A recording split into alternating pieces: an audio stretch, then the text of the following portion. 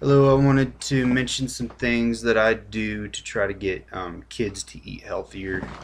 Um, Basically, a lot of people think that, uh, you have to have patience with kids. Um, they really think that kids won't eat healthy. Um, if you put some vegetables, if they know that there's another option in the house, then that's what they want. Because carbs are like are very addictive. Um, and so what you want is you want your house to only be surrounded with healthy vegetables and fruits and meats, and your snacks will mostly be your vegetables. Some of the things that you like to snack on, like say just a little bit of chocolate, you can give your kids a little bit of that too as well. Kind of what I do. And just know that your kids will not starve themselves. If they're hungry, they will eat, and they will eat whatever's in front of them. It, it's totally possible for kids to be able to eat healthy. And in the school systems, you have to, you really do have to have a lot of healthy products in your home because they get a lot of like the cereals and the breads and the juices. So they're constantly intaking sugar throughout the day, and a lot of times whenever they get home from school, you'll notice that they're just starving to death. Okay, and that if you really focus on their mood and everything, you'll know exactly what they've ate because they just won't be satisfied. And if they had gotten more like fruits and vegetables and things like that, um, then they wouldn't be starving to death. So that's where it's really important that you focus on your kids, because nobody is going to love your kids the way that you love your kids, and you want them to have a long healthy life.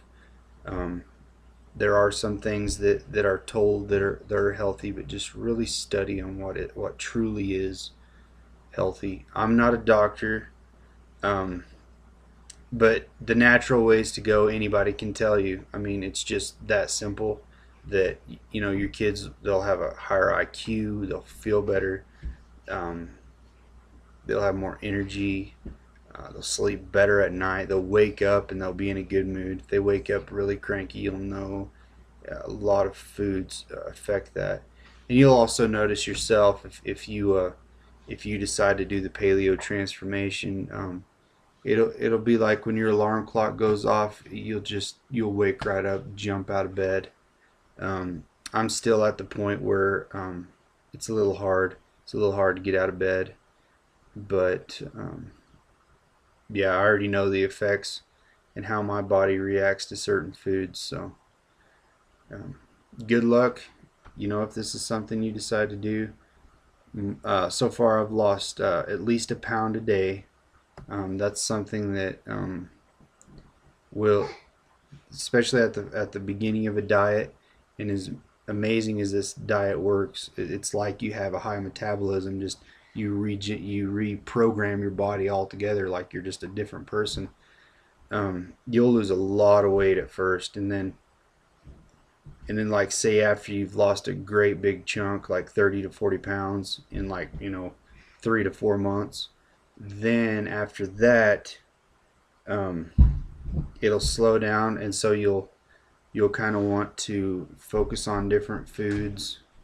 And as long as it's working for you, it can be a slow process after you've lost about 30 or 40 pounds, but you can definitely do it.